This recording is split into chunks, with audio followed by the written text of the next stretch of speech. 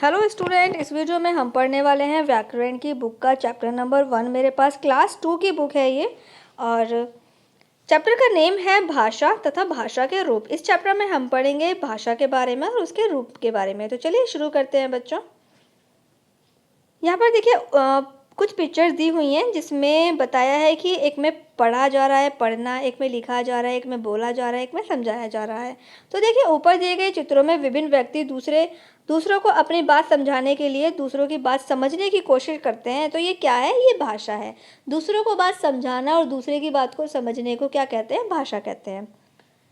अपने भावों व विचारों को दूसरों को समझाना तथा दूसरे के भावों को विचारों को समझना भाषा कहलाता है। भाषा शब्द भाष धातु से बना है, जिसका अर्थ है बोलना।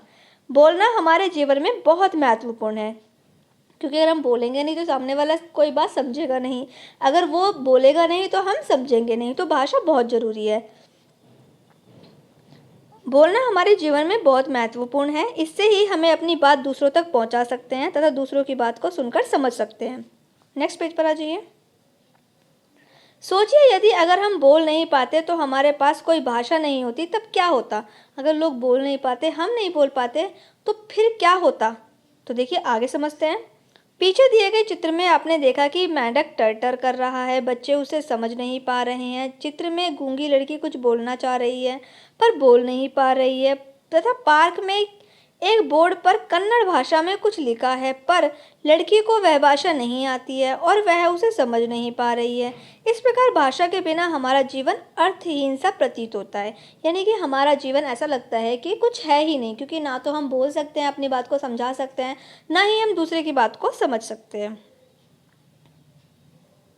इस प्रकार भाषा के बिना हमारा जीवन कैसा लगता है? बिल्कुल अर्थहीन, जिसका कोई मतलब ही ना हो, ऐसा लगता है।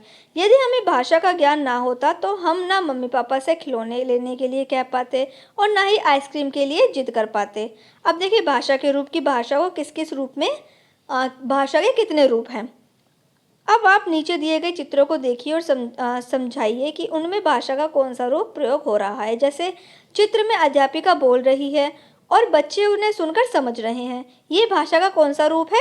मौखिक रूप है, जिसमें बोला जाता है, बोलकर समझाया जाता है। वो क्या है? वो मौखिक रूप है। इसका मतलब है मुख से निकला हुआ। हम बोलकर अपनी बातों को दूसरों तक पहुंचाते हैं। चित्र में अध्यापिका एक बोर्ड पर लिख रही है और बच्चे उसे पढ़कर समझ रहे हैं। यह भाषा का कौन सा रूप है? यह भाषा का लिखित रूप है। जब बोलकर समझाया जाता है तो उसे मौखिक भाषा कहते हैं, लेकिन जब लिखकर समझाया जाता है तो उसको लिखित भाषा कहते हैं, जिसका अर्थ होता है लिखा हुआ। हम लिखकर भी अपनी बात दूसरों तक पहुंचा सकते हैं। अब देखिए पशु पक्षियों की भाषा समझते हैं। इस संसार में सभी प्राणी जीव जंतुओं के लिए भाषा बनी है। यदि मानव की एक भाषा है तो जीव जंतुओं की अपनी एक अलग भाषा है, जो वे ही आपस में समझ सकते हैं। हम नहीं समझ सकते। जो जीव जंतुओं की जो भाषा होती है उनकी भाषा हम नहीं समझ सकते, वही समझ सकते हैं। आइए चित्र द्वारा समझेंगे किस जीव की कौन सी बोली है। जैसे कि टाएं टाएं किसकी बोली है? तोते की। मैं किसकी बोली है? बकरी की। म्याऊं म्याऊं कौन करता है? बिल्ली करती है, बिल्ली की भाषा है। नेक्स्ट पेज पर आ जाइए। क्वैक क्वैक कौन करती है? बत्तख करती है। काव काव कौन करता है? कौवा करता है। भौं भौं कौन करता है? कुत्ता करता है। तो ये इन जानवरों की भाषा है। अब देखिए यहाँ पर और भी भाषाएं लिखी हुई हैं। जैसे कोयल कूकती है, कबूतर गुटरुगू करता है, हाथी चिंगारता है, शेर दहाड़ता है, चिड़िया चींची करती है, गाय रंभाती है।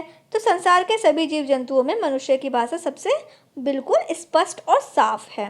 तो देखिए बच्चों, यहाँ पर हो गया चैप्टर कंप्लीट। कुछ क्वेश्चंस के आंसर आपको करने हैं। ये मैंने आपको क्लास में ऑलरेडी करा दिए हैं। आप क्लास में से आकर अपनी क्लास टीचर से बात कर लीजिएगा।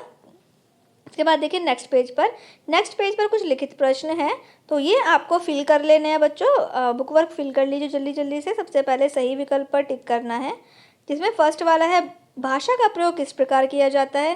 तो दोनों तरह से किया जाता है, पढ़कर भी और लिखकर भी। ख वाला देखिए भाषा के कितने रूप होते हैं? भाषा के 2 रूप होते हैं, लिखित और मौखिक। नीचे लिखे कार्यों में भाषा का मौखिक रूप क्या है? गाना सुनना मौखिक रूप है, क्योंकि गाना किसी ने बोल कर गाया है, तो ये क्या है? ये मौखिक रूप है। भाषा का लिखित रूप कौन सा है? भाषा का लिखित रूप है पत्र लिखना। समाचार पत्र पुस्तक आदि भाषा के कौन से रूप हैं? ये लिखित रूप हैं, क्योंकि जो समाचार पत्र होते हैं वो भी लिखे हुए हैं, तो वो लिखित रूप है। इसके बाद देखिए खालिस्तान फिल करने हैं, सामने ऑप्शन भी दिए हुए हैं, वहाँ से फिल करने हैं, तो ये फिल कर लीजिएगा। इसके बाद देखिए 3 वाला, नीचे दिए गए चित्रों में भाषा का कौन सा रूप प्रयोग हुआ है। तो भाषा का कौन सा रूप है ये हमें फिल कर लेना है।